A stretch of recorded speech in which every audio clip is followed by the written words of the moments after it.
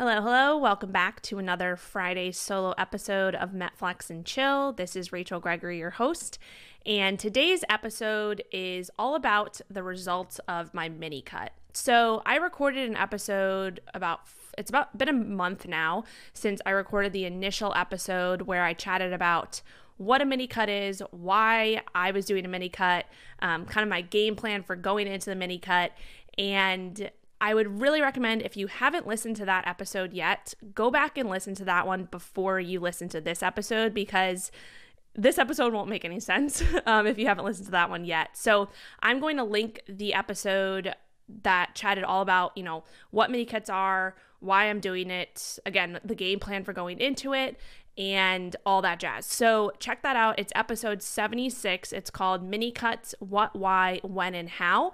And so that basically sets the scene for, the 3 weeks that I embarked on this mini cut, and again, why I did it, and dove into all the details. So I'm not going to go over all of that in this episode since I already did that. This episode is just all about the results, and then also answering questions that I got when the mini cut was over. I got several questions on Instagram for people kind of wondering, how it was, and they had specific questions that I want to dive into. So that's what this episode's all about. But again, if you haven't listened to the first episode, episode 76, go back and check that one out first. Maybe pause this one, listen to that one, and then come back to this one because it will make a lot more sense. I will link it in the show notes again, episode 76. So yeah, before we jump into the results, I do want to give a shout out for our sponsor, or a shout out to our sponsor for the month of January. Super excited. Active Stacks is sponsoring the podcast for January. If you don't know what Active Stacks is, it is a protein powder company. So Active Stacks makes non-GMO beef protein, or protein powder, which is a really great alternative for those who might be sensitive to like whey protein powder or other plant protein powders. So it's made with all non-GMO beef. I personally have been using Active Stacks for a while now. I use it to make my protein ice cream, and it is one of the ones that is on the top of my list. I use a few different products to make the ice cream, but this is definitely one of my number ones just because it tastes so good. Like when I make the protein ice cream, it tastes like a chocolate frosty. So it's really good. And then also Active Stacks is made with super simple ingredients. All of the ingredients they use and their flavors are all natural. They don't use any like artificial flavorings or things like that. So that's why I love it as well, because I always love, a clean protein powder. So Active Stacks I love the chocolate, but they also have a vanilla flavor as well. And I will be announcing next week, we're going to be doing a giveaway with Active Stacks. So definitely stay tuned for that. We're going to have some giveaway products from them that you can enter to win, and it's super exciting. So if you want to, check out Active Stacks, see what they're all about, you can go to activestacks.com. And you can use the code CHILL for 10% off if you want to check out their protein powders. I'll link that in the show notes. I'll link the hyperlink to the website, and then I'll also add the code. Again, it's CHILL for 10% off. All right, let's get into today's episode, all about the results of my mini cut.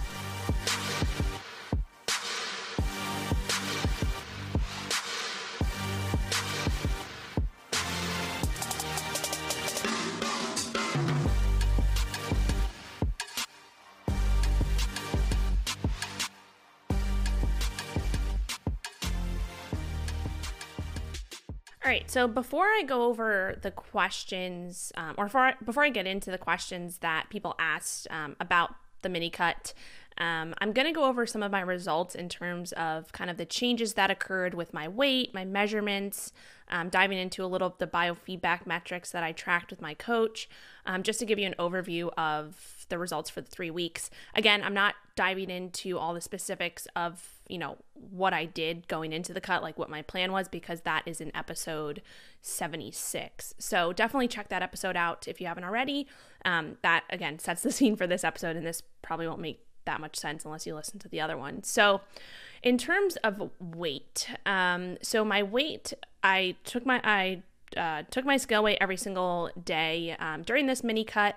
And usually I'm an advocate of always looking at the weekly averages for your scale weight, especially if we're looking at, like if I'm working with a client, we're always tracking our weekly averages. So I have them track their weight at least 3 times a week, ideally every day, because that will give us, a more accurate average of how the weekly, what the weekly average weight difference is looking like. The reason for this is because we know that the scale fluctuates on a daily basis from so many different things, depending on how much food you're eating, whether you're eating carbs or not eating carbs, water weight retention, how you slept the night before, that can affect how much water you're holding on to. If you're a woman, if you're on your cycle, stress, there's so many different things that can affect the daily fluctuations in the scale. So it really doesn't make sense to use those daily numbers for much, because again, they change for so many different reasons. So that's why we're looking at the trends over time. Like when we're using the scale to look at progress, we're looking at trends over time on a weekly, bi-weekly basis. But when it comes to a mini cut, the issue is that it's such a short period of time, like it's literally was only 3 weeks long, that it's harder to gauge the weekly averages, especially with water weight fluctuations. And then especially with myself, I actually got my period the first week of my mini cut. So that in itself probably threw off some of the scale metrics for the first week. So when I'm looking at the results of the mini cut, I am taking into account, and I work with my own coach, we're taking into account all the different factors. So what happened with my weight, what happened with my measurements, how I'm feeling, my biofeedback, and all of that. So in terms of weight though, if we're looking at kind of the highs and lows throughout the mini cut, I started off, and I'm going to pull up my tracker here, but I started the mini cut at, let's see here, a high. So a few days before the mini cut started, my high was 141.5. And then again, it fluctuated a little bit during those days. And then the next, let's see. So I started at 141.5. After week 1, my average was 139.7. After week 2, it was 138. And then after week 3, it was 137.5. So those are the weekly averages. But again, and you can see that I dropped obviously from 141.5 down to 138.5. 137.5. Sorry.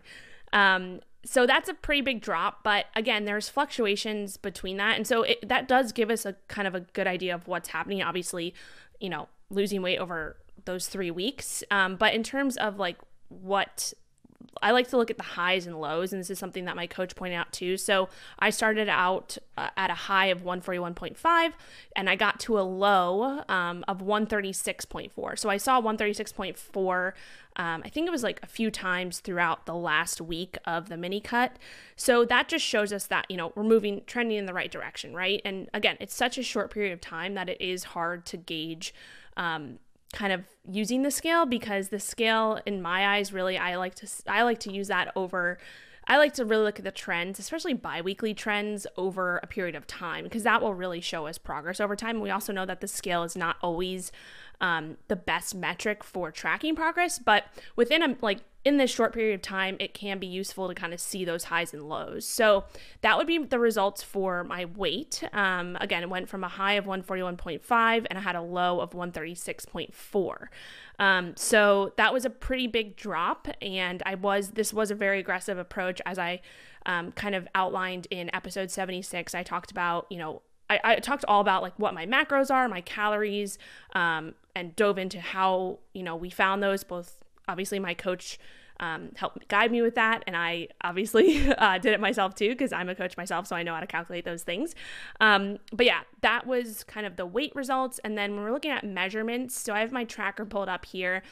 So I did the mini cut was 3 weeks long, so I did have a significant decrease in a lot of my belly measurements. So when we're taking measurements for myself and with all my clients, we're measuring different areas. So we measure the chest, right arm, left arm, 2 inches above the belly button, around the belly button, 2 inches below the belly button, hips, and then right thigh and left thigh.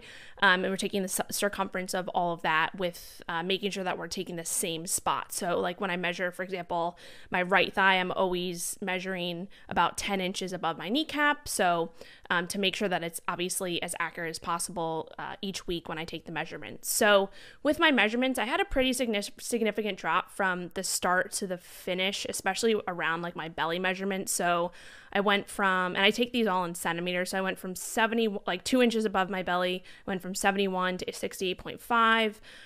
Around my belly button, I went from, or like around my stomach at the belly button area, I went from 77.5 to 74, 2 inches below, 79.5 to 76.5. Around my hips, 93 to 90.5. So pretty significant drops within just that 3-week period, which is a good sign, obviously. With my goal was, now I'm forgetting, I talked about the goal of what my weight projection was in terms of loss from a week to week basis. I think it was 1 to 1.5% of my body weight per week. That was the goal. Again, that's a very generalized goal, especially with the weight fluctuations that we just talked about. But and now I'm forgetting this because it's been about a week since I ended the cut. But that's all. I talk all about that in the previous episode. So anyway, I was kind of right on track with where I ended up in terms of weight and measurements. So I was really, really happy about that. Really, really happy about the results. In terms of biofeedback, so with my coach and with all of my clients, we always track biofeedback. So we're looking at things like hunger and cravings, energy levels, sleep, performance in the gym, recovery, all of those things, just to kind of gauge where I'm at, not just, from the physical measurements, but also, psychologically, and then also just, like hunger, cravings, energy, all of that. So, going into the mini cut, I knew that my energy was definitely going to dip a lot just because it was such a significant deficit. So I was significantly reducing my calories.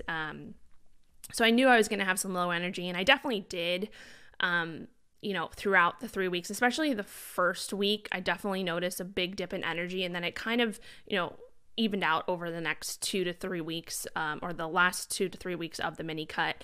But still energy was low. I did talk about this in the previous episode, but in terms of my gym performance, so I switched to focusing on more of a strength phase within my training. So it was lower reps, still high intensity in terms of, pushing the weight, but a lot lower reps versus what I was doing for the previous months before, where I was really focused on hypertrophy, which was a little bit higher reps and higher volume. So for the mini cut, we cut back on that, which helped with, just going into the gym knowing that I wasn't gonna be pushing lots of volume. I was just focusing more on strength and lower reps, which was nice.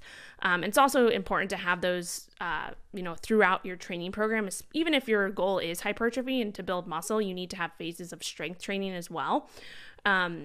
So my performance obviously took a hit just because I didn't have as much fuel and energy coming in.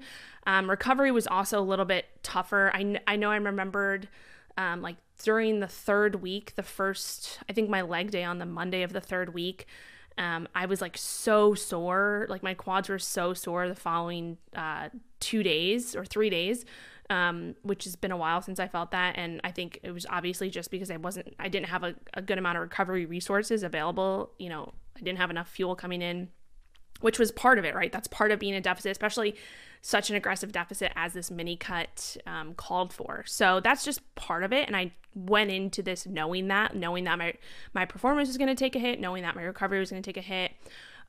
Sleep was not too bad. I'm looking at my tracker here because, like I said, with my coach, we have a Google Excel tracker that we track all of these biofeedback metrics, so I can see exactly how many hours of sleep I got each night, what my quality of sleep was like, what my hunger was like, all of that. And I do this with all my clients as well. So sleep wasn't too bad, especially I'm looking at my tracker. I have during week 1, I was at 7 to 8 hours every single night. Week 2 was a little bit more rough. I had a few nights where I woke up in the middle of the night, I remember, and probably a little bit of that cortisol spike just because I was more in a stressed state because I was, again, not having as many recovery resources available, and that affected my sleep a little bit. But other than that, sleep was pretty good. In terms of hunger, so this actually surprised me. So the first week, like the first few days, my hunger was a little bit higher just because I did go from a surplus of calories into a really aggressive deficit, which is what the goal of the mini cut was. So hunger was a little bit higher, but then during weeks 2 and 3, honestly, my body adjusted very well, and I wasn't feeling much hunger, which this happens for some people, like going into a diet. The first 1 to 2 weeks can be a little bit rough, but once your body kind of adapts to the new intake, it basically adapts to that, and your appetite can become, regulated, and a little bit lower actually. So my appetite was actually not super, super high, which was a good thing. I think that was also because my goal going into the mini cut was really to eat foods that I knew filled me up. So I ate a lot of high volume foods, veggies, lots of lean protein, things like that. Because I know for myself, those are the things that keep me full. And when you're when you're going into any diet, I personally think that's one of the biggest things that you want to be paying attention to. Like for you, what foods keep you the most full throughout the day? Because obviously when you're in a deficit, hunger is going to strike, right? That's just part of it. And so if you can keep that under control as much as possible, you're going to make it so much easier for yourself. And so for me, I knew, like, just based off of previous diet phases and fat loss phases that I've gone through, I kind of know the foods that keep me full and satisfied. So I, chose those foods. I went towards those foods, things like, like I said, lots of veggies. I had a lot of delicata squash, which is in season right now, which I love. Things like non-fat Greek yogurt, low-fat cottage cheese.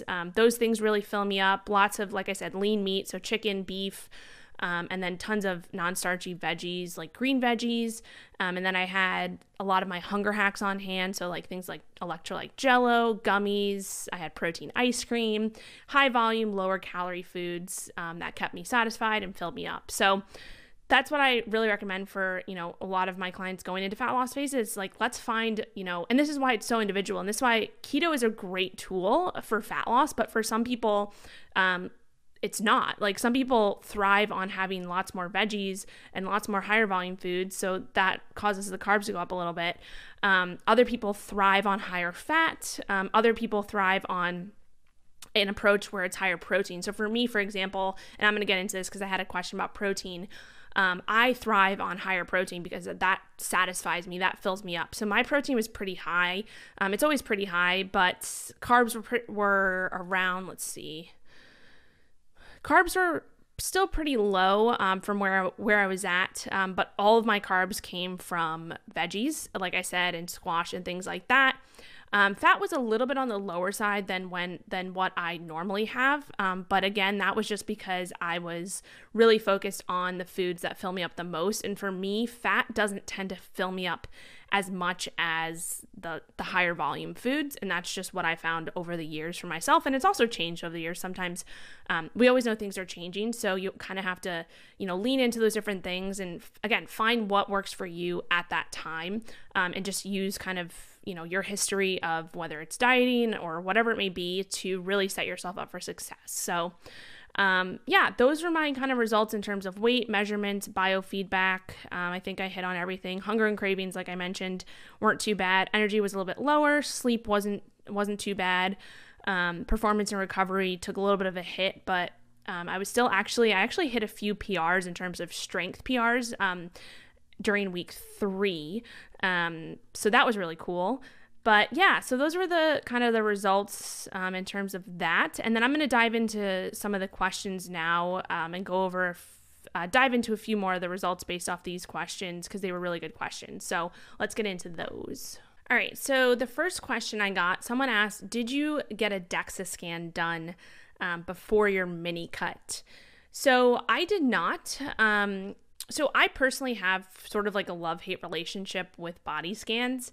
I think they can be, a good tool to track trends over time, but especially for short-term changes, they probably aren't super accurate. And there's a few reasons for this. And even with a DEXA scan, we know that DEXA scans are considered like the gold standard for like body scan metric or measurement, sorry. But with any type of scan, there can actually be a really large margin of error when it comes to percentages and accuracy. And unfortunately, like if we factor in all the real life variables that go into like our everyday lives that are constantly changing, the tests can be, they pretty much can be not very accurate, because it's really hard to set up the same circumstances every time you go in for a test. So there's a few reasons why the accuracy can be off, depending on, off from test to test. So the biggest one is the difference in settings and manufacturers or operators of the machine that you're that you're using. So when you get a scan done, a DEXA scan, for example, if you don't repeat that scan in the same exact place with the same exact technician and like under the same conditions and the same settings and all of that stuff, there can actually be large errors in the results, because that's just kind of how this works with the scans. Especially if you're like, you get a scan on one machine and then you go a month later and get a scan on a different machine, or if you go at a different time of the day. There's so many different factors that are involved in that particular scan, and so it's hard for accuracy to be good. And again, it can be a good tool over time to look at trends, but just like the scale, there's so many variables that happen day to day and even week to week and scan to scan. So things like water, sodium levels, the amount of food volume in your gut, your stress levels, your sleep, whether you exercised or not, and lots of other factors as well can play a big role. So to make this, the test as accurate as possible, all of the same variables as you did the first time need to be the same the next time you go into that scan. And this is really hard, because that means that you need to be, eating the same things, exercising the same, the date and time, is the same, right? So if you're getting it every month or every 2 months, you should get it on that same date each month or every 2 months at the same time of day. You should be exercising the same, sleeping the same, all of those things, having the same food, going into the machine. And that is super hard, if not impossible, to do this exactly from scan to scan. So that's one of the reasons why I don't put a lot of stock into DEXA scans. I've gotten them before, and I've had like variable results from looking at the scan looking at the scan versus the other metrics that I've taken. So, all those biofeedback metrics, my measurements, scale weight, pictures, all that stuff. So yeah, that's kind of my take on the DEXA scan. I have like a love-hate relationship with them, especially with clients as well, because it can be a good tool, but then it can also throw you off if you don't get it done under the same circumstances. It could show you, like, for example, if you go in 2 months later and you see that the results are not what you expected, but you have all these other great results based off of your measurements and your scale weight, then it can kind of say like, okay, what have I been doing these last 2 months if these results are showing this, but then the other ones are showing something else. So that's just been my experience with DEXA scans. Also, fat-free mass hydration can vary and change over time, and that can be another source of error. So it's really important to control all the things that dictate or fluctuate your hydration levels when you're going into the scan. So hydration is a big piece of it as well. Actually, I have a note here. A change in hydration alone can actually change your body fat reading by nearly 3%, when in fact it could just be water. So that's a huge, like 3% is a big difference, especially if you're going in like 2 or 3 months later to get another scan. If your hydration levels are different than when you got that scan done previously, that can throw off things up to 3% or more. Again, which is just that's just not cool, because especially if you've been working so hard and you have all these other results that that you've seen in your other metrics, and then you go in to get the scan, you're like, oh crap, like this is this is not what I expected. And it can go the other way too. Like, of course, you can see if you do, keep these things in mind and you control for as much as possible, then yes, you can get you can get more accurate and you can see those trends over time. But with all that being said, I found that the most accurate form of actually tracking body composition changes is, like I said, taking body tape measurements every week, looking at your scale average trends on a weekly and bi-weekly basis, looking at progress pictures, typically on a monthly basis, how your clothes are fitting, how your exercise performance is, so like if you're hitting PRs in the gym, and then just how you feel in general. So all of those biofeedback metrics like I talked about, these are by far what I've seen in my coaching practice and also with myself to be the things that track the progress with most accuracy, right? And that's why we do them. So again, body scans like DEXAs can be a good tool if you do have access to them and you're able to kind of fulfill all the criteria I just mentioned. But for most of us, that's pretty unrealistic because also DEXA scans are really expensive too, and it's just unrealistic to have all of those variables in place unless you're, part of some type of study or something like that. So I would just focus on the other metrics like I mentioned and like I focused on to really gauge your progress over time.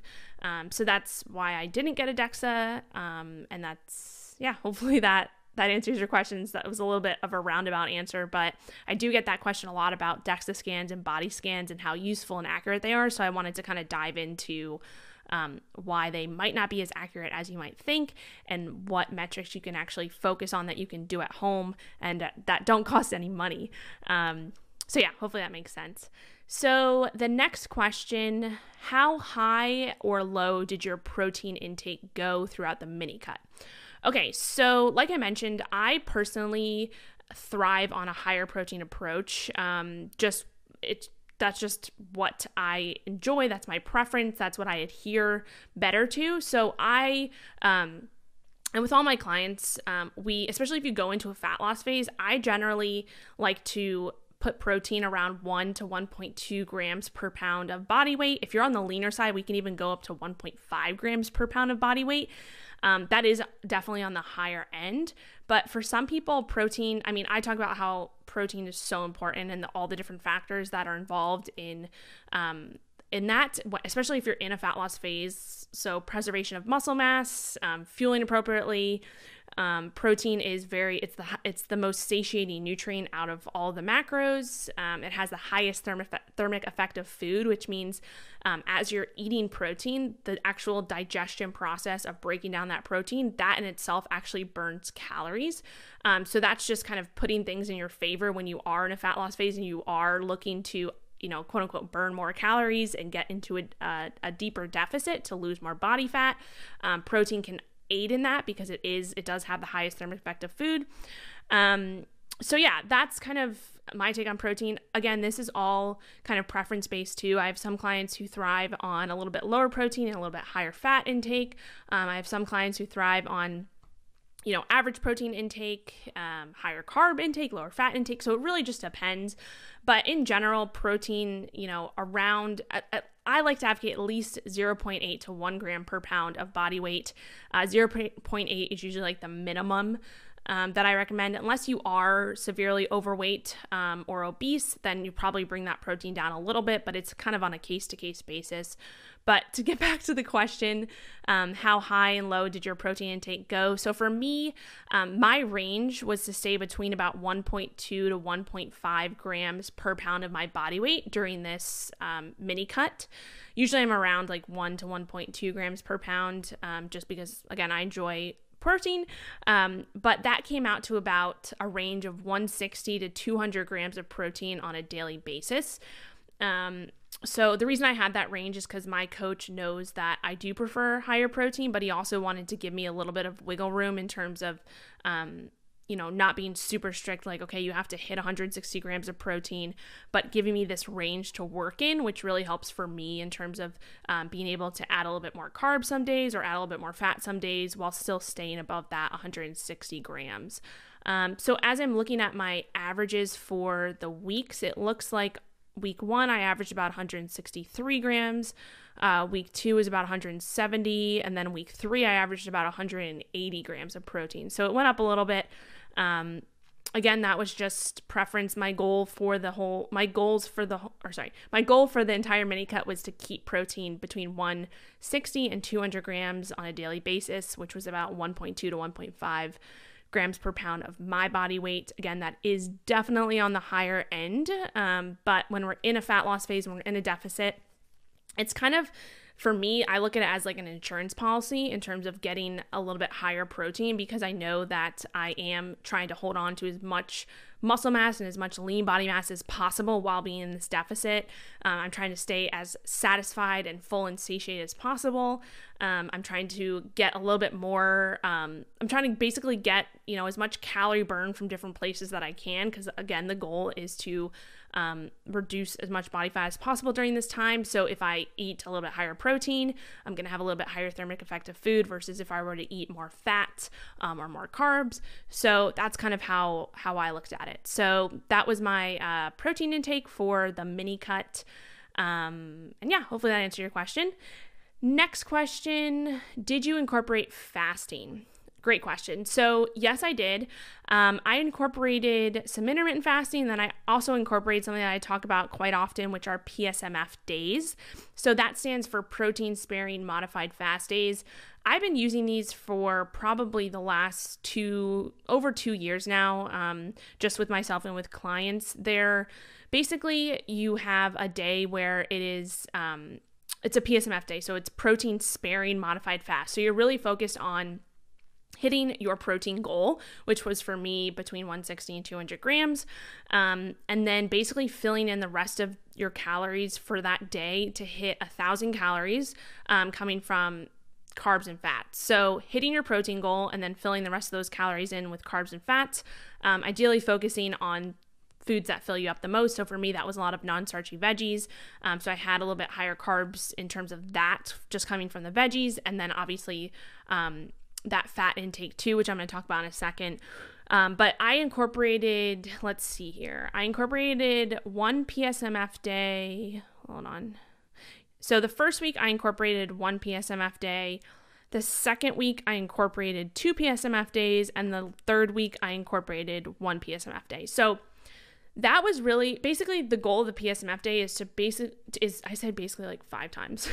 The goal of the PSMF day is to really get a big chunk of calories out during that day so that you can have a little bit higher calories on the other days of the week.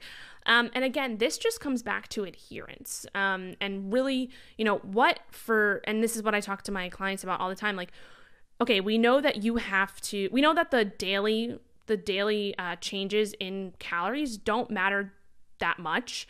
What matters the most is your weekly intake. So 7 times your daily calorie, because you're 7 days in a week. So 7 times your daily calorie intake gives you a number, right? And so as long as you fall within that number at the end of the week, that is what matters most. It's just like, the daily scale fluctuations don't matter too much. Obviously, your intake from day to day matters in the sense of how you're planning out your days, and you want to plan the week so that you can consume, what you can adhere to best. So I have some clients, like I talk about all the time, some clients consume less calories during the week, more calories on weekends. That's really natural for a lot of us. So what we'll do is we'll put them in a 5-2 split where we basically reduce their calories during the week for the 5 days, and then they have a little bit higher calories on the weekends. But at the end of the week, their total calories come out to the same amount for what their goal was, right? So we're just manipulating calories, throughout the week to basically allow for better adherence, right? So for me, I like to enjoy a little bit, like for me, for this, my goal was to, I already had a very low calorie intake going into this mini cut. So for me, it was easier to adhere to 6 days a little bit higher and 1 PSMF day, which was under 1,000 calories for that week. And then there's, like I said, during week 2, I did 2 of those. And during week 2, I think the reason I did 2 of those is because, like I mentioned, my hunger actually decreased pretty significantly during week 2. So for me, it was just easier to get 2 PSMF days in and kind of knock out a little bit more of a deficit there. And yeah, I'm looking back. I did a PSMF day in week 2 on Tuesday and Sunday. I usually do my PSMF days on Sunday because they're days where I have an off day from the gym. It's a recovery day. I'm just doing like a longer walk or something like that. So it's a good day to have obviously a lower intake. But again, this just all comes back to the individual. But I think PSMF days are a really good tool. We use those in my Keto For Women program. I use those with my clients a lot, depending on, what they can adhere to most. And I go over all of, what PSMF days are and all of that in my Keto For Women program, which I will be launching it's gonna be round 4. That's crazy. Round 4, probably in February or March of 2021. So stay tuned for that. If you're interested in the Keto For Women program, you can sign up for the waiting list on my website. Just go to metflexlife.com/keto-for-women, and you can learn about the program, learn about what it's all about, see some of the transformations from past members of the program, and sign up for the waiting list to learn when that next round is going to launch. So that's really how I used fasting, was mostly those PSMF days during the week. And then during the week, in terms of like a daily fasting, basically I just kind of like went off of my hunger cues. So if I woke up in the morning, usually I don't eat breakfast for like an hour or two. So it just depended on how I felt that day, and how focused I was in my work. So sometimes when I get focused in my work, I tend to forget a little bit about breakfast. So there were some days where I probably did like 16-hour fasts just from the night before to eating. There were some days where I only did 12 hours, but I kind of just gauged that off of how I was feeling, and didn't really force it, which is something that I've gotten into trouble in the past, forcing fasts past what my body wanted to do, and that had led to more hunger later in the day, binging later in the day. So I really played around with fasting a lot over the last few years and kind of found that for me, it, just paying attention to how I'm feeling, and my hunger signals, that has really helped when it comes to fasting. So like I said, some days I fasted through breakfast, and just ate something before I went to the gym, or if I woke up and I was pretty hungry like an hour later, then I would eat breakfast. So that's kind of how I went about fasting with that. Obviously staying within my calorie goal for the day. So for me, I always plan out my day ahead of time in MyFitnessPal. And so going into this mini cut, I had structured days where I had, a day planned out in my head, like, okay, this is what a day would look like in terms of food intake if I did a little bit more fasting. So if I didn't eat till say 11, this is what my day would look like.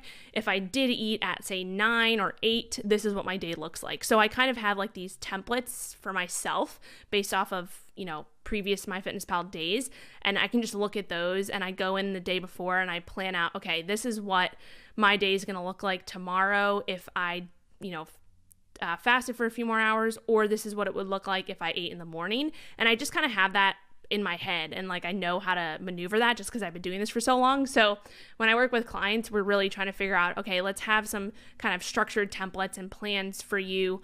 And this really just, the easiest way to do this is just to go back and look at your previous days over the previous weeks and see kind of like, okay, this day I didn't eat till 11.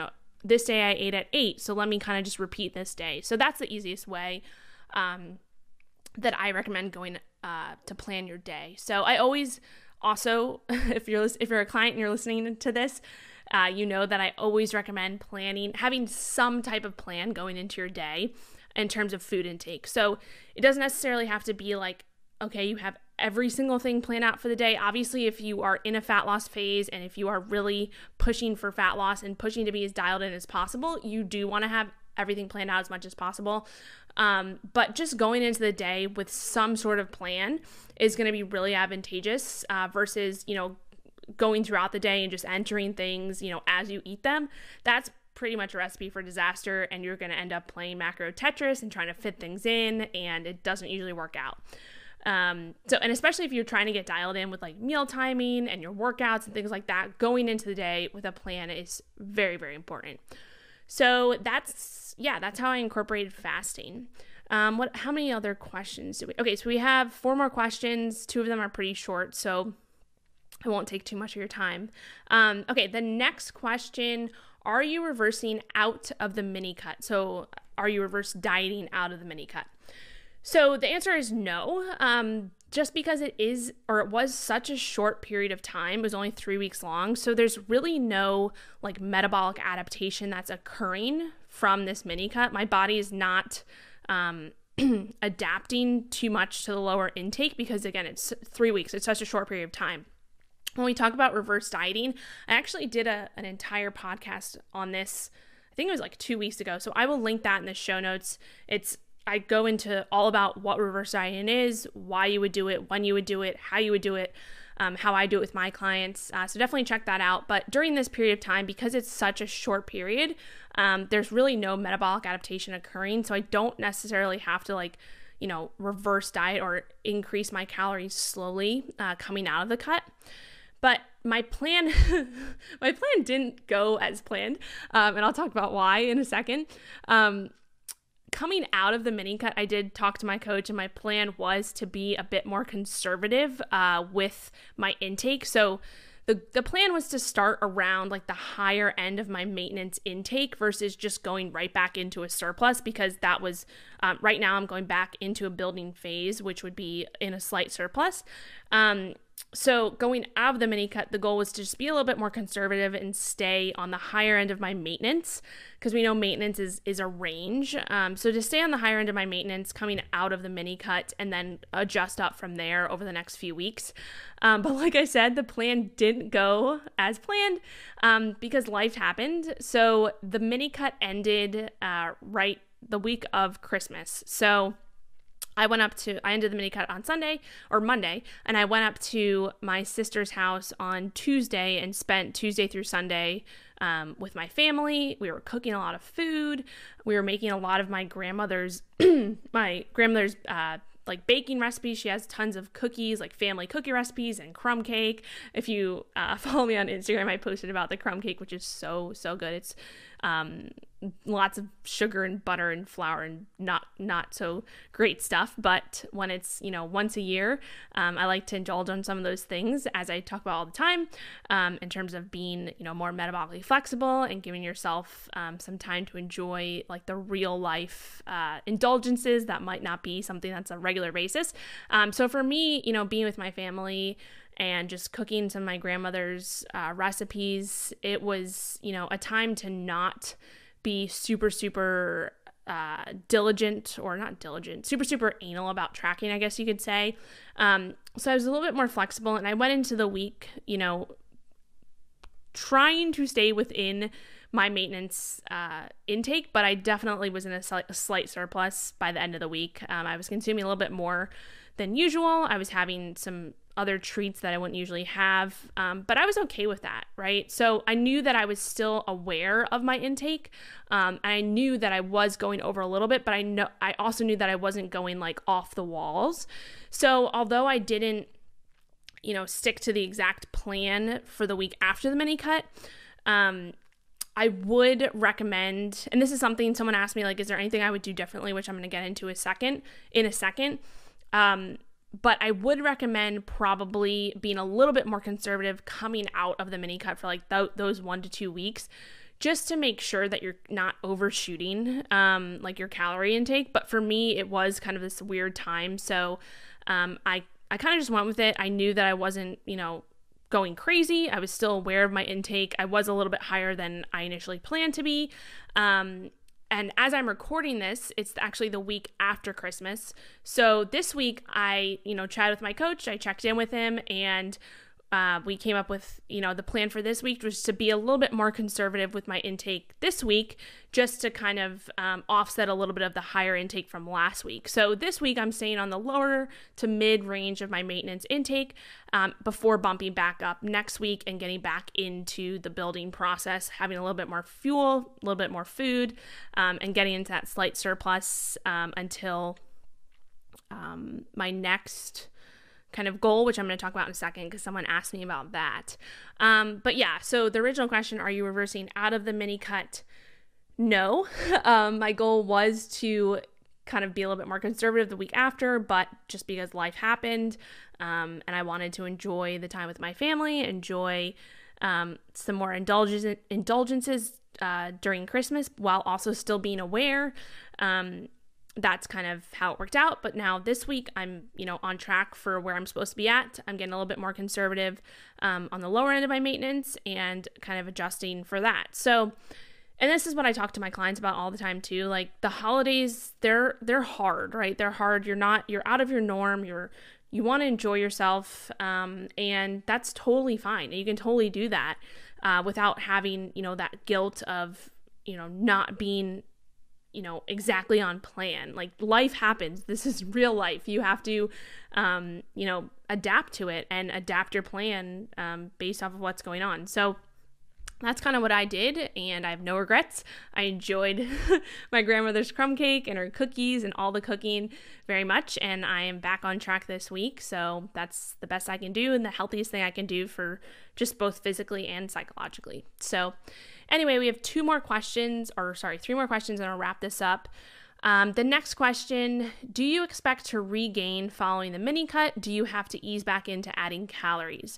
Okay, so I kind of touched on this in the last question, but coming out of any deficit or any diet, we do expect our weight to jump a bit, right? This is just part of the process, because when you're going from consuming obviously food in deficit, when you're bumping calories up, when you're increasing your food intake in general, you're gonna have more of that food content in your gut, especially if you're increasing your carbs. You're gonna have more glycogen. We know that glycogen holds on to water. So you're going to have more water retention. So it's pretty normal coming out of any diet to see the scale jump, even about 1 to 2 pounds relatively quickly. But we know, like I mentioned, a lot of that is just due to the water retention, food content in your gut, maybe a little bit more salt and sodium that you're consuming. That could be causing a little bit more water retention as well. So you don't want to freak out, right? If you see the scale go up 1 to 2 pounds relatively quickly, that is part of the process. Obviously, we want to watch that over time. It should, come back down or stabilize a little bit. But for me, the scale, well, actually for me, I didn't even have a scale. So I wasn't even measuring, my scale weight until I came back, from the holidays or from my sister's house. But that's something to just keep in mind. Like the question was, do you expect to regain following the mini cut? So yes, I did expect to see the scale jump up a little bit just due to all the factors that I talked about. But I knew for myself, that, I was aware of that. I knew that was going to happen, so I was ready for it. And you should be ready for that to happen. But again, just tracking other metrics over time is really important, right? The scale is only one metric. So tracking your measurements, tracking all of those things. But again, just like coming out of any diet, most of us are likely to be more tempted than usual to eat more and indulge more. It all comes back to awareness, right? So knowing, that's it, it'll be easy to think, I just finished a diet, or I just finished, being in this fat loss phase, I deserve a bit of a break. Kind of saying that to yourself, that's what a lot of us think, and it just happens. But if you drastically change the things that you're eating, and you're eating a lot more of different things that you haven't been eating during maybe the diet, you could potentially regain that weight pretty quickly, especially if you're going from like high volume, high satiating foods to like lower volume, higher calorie foods like chocolates and crumb cake. So it is a good idea as much as possible to, and especially through the first few weeks, like after any diet, especially a mini cut, to prioritize eating lots of the filling, higher volume foods that you were eating during that cut or that fat loss phase, just eating them in greater quantities to kind of match that new calorie intake. So that is what I would recommend. Obviously, like I mentioned, that's not exactly what happened with me. And this takes me into the next question, actually. Someone asked, is there anything specific you would have done differently? So there isn't much that I would actually have done differently, just because I did go into the mini cut with a really structured plan, talk through it with my coach, got mentally and emotionally ready for the 3 weeks. So in that sense, there's not much that I would have done differently. the biggest thing I probably would have done differently is given myself an extra week. Like I wouldn't have probably, like if I were ever to do this again, I probably would have given myself a week between any like holiday gatherings or travel after the last week of the mini cut. Because like I mentioned, I went from ending the mini cut and then traveling the next day up to my sister's house for Christmas, which I knew I was going to do. I just kind of was rolling with it and wanted to kind of just see how it went. So I guess that's probably something that I would change, is just giving myself like a week after the mini cut to really just be in my normal schedule, be in my normal routine, eat the normal foods that I was eating, just to kind of balance things out and get back into the groove of things before increasing calories more and all of that. So yeah, that's probably what I would do differently. But again, I have, no regrets with this. It was really, I went into this experience because I wanted to experience what it would be like to go through a mini cut. And it was also really, it was a kind of a perfect time for where I personally was at within my building phase. And again, I talk about all this in that first episode that I recorded. So definitely, if you haven't listened to that yet, I'm going to mention again, episode 76. Take a listen to that for sure. So yeah, that's probably the only thing that I would change. And again, other than that, I did have a really detailed plan going into the mini cut that was based on input from both myself and my coach, based on what he knew about me from previous dieting phases and what I knew about myself from previous dieting phases, in terms of, macro intake, in terms of, food intake, the foods that I know filled me up and all of that. So yeah, so I went into it with a good plan, and I went into it knowing that I needed to execute on the plan because it was I need to execute very, very, probably like at 95%, because it was such a short period of time versus if you were going into like a longer fat loss phase. Generally with my clients, the fat loss phases are between like 12 to 16 weeks. That would be like the general timeline before practicing a maintenance phase or going into building phase or whatever it may be. But you do have a little bit more wiggle room within like a longer period cut, obviously, versus just a very intense 3 weeks. So yeah, I went into it, like I said, emotionally ready for it, very, very structured. I didn't, eat out at any restaurants or anything like that during the 3 weeks. I prepared all of my own food. I measured every little thing. And that's kind of what I needed to do because it was such a short, aggressive cut. And that's why mini cuts are something that, they're not for everyone. And I did talk about in the previous episode, like who wouldn't be a good advocate for a mini cut, who shouldn't probably incorporate one, and all of that. So yeah, that's probably the only thing I would change would be putting a week or two between any like travel or holiday gatherings. Okay, last question. How long will you maintain this new caloric and energy maintenance before the next cut? Okay, so that actually kind of goes into the plan that I just, that my coach and I just talked about. So this is something I talk about a lot, periodizing your nutrition long term, right? Periodizing your nutrition and training long term. And this is what I do with all my clients. And I actually went through a lot of this yesterday when I was talking with clients, with my one-on-one clients about, what this next year looks like, right? So instead of thinking about, okay, what does the next month look like? We actually look at, okay, what does the entire year look like? Like, what are your goals long-term? And then let's reverse engineer so that we can plan out your nutrition. We can plan out, okay, you're going to be in a maintenance phase right now, or you're going to jump into a fat loss phase, or you're going to be in a phase where you're just focused on fueling yourself as much as possible to build as much muscle as possible. So these are those kind of different phases of nutritional periodization. So this is what I do with all my clients. I do with my coach. And we really kind of just planned out the year. So to go into kind of my plan, I'll just quickly go over like what the next 6 months look like, because the question was, how long will you maintain this new calorie or energy maintenance before the next cut? So like I mentioned, this week I am at kind of still in my maintenance intake. Next week I will probably bump up towards the higher end of my maintenance intake, and then the week after I'll jump back into a slight surplus, and really focus on continuing to build as much muscle as possible, continuing with the building phase. So let's see, I actually have my periodization planner pulled up here. So the next, let's see, we're at, so the next 3 months, I'm going to be pushing a slight surplus and pushing, building as much muscle as possible. So I basically, with the mini cut, I took a 3-week break from my building phase, which I was in for, the building phase started in July. So July, August, September, October, November. So it was so I was in the building phase for 5 months. I gained about 10 pounds during that. And then I incorporated the mini cut for 3 weeks. And now I'm jumping back into about another 3 months of building. So that is, let's see. So my building phase will end at the end of March.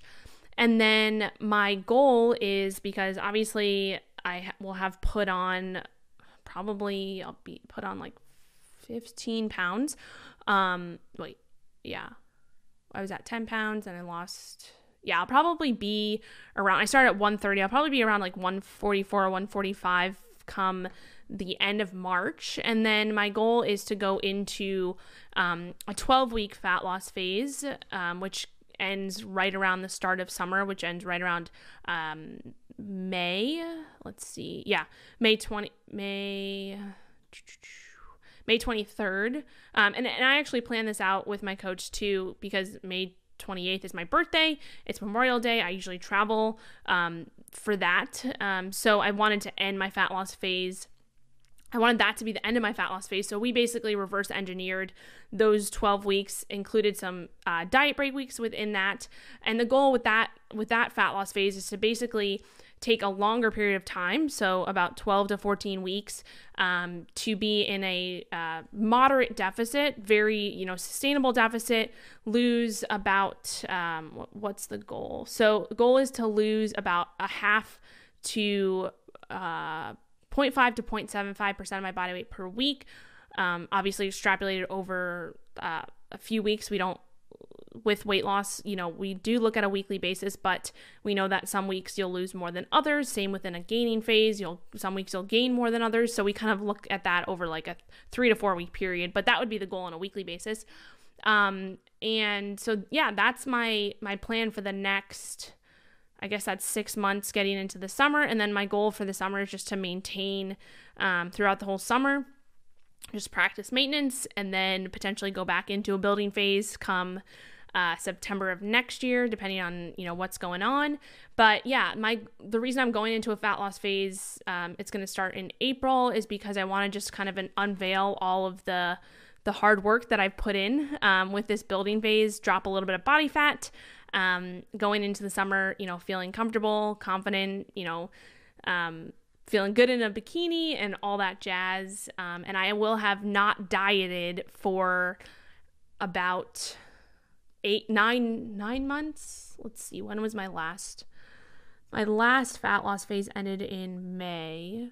So it'll be about 9 months, which is a really good chunk of time. So I spent actually that doesn't include the mini cut, obviously, but in terms of a longer term deficit, it kind of works out for my periodization. So I spent a good amount of time, several months. It will have been 8 months in a building phase, which is a really good place to be, because my body will be primed to go into a fat loss phase. And again, this is not a super aggressive one. The goal of this fat loss phase will be to maintain as much muscle as possible. So take it, pretty slow over that 12 to 14 week period. And my goal is not to get like super lean. I'm just gonna, the goal is to just take off a little bit of body fat to unveil some of the new muscle that I built, hopefully over this 8 months of building, and to just go into the summer feeling, comfortable in a bikini, really. So that's my plan. And that's all we have. And also, just to kind of wrap this up, again, everything is specific to you as an individual, right? My goals are not your goals. Your goals are not my goals. Your history is not my history. My history is not your history. Okay, now I'm just kidding.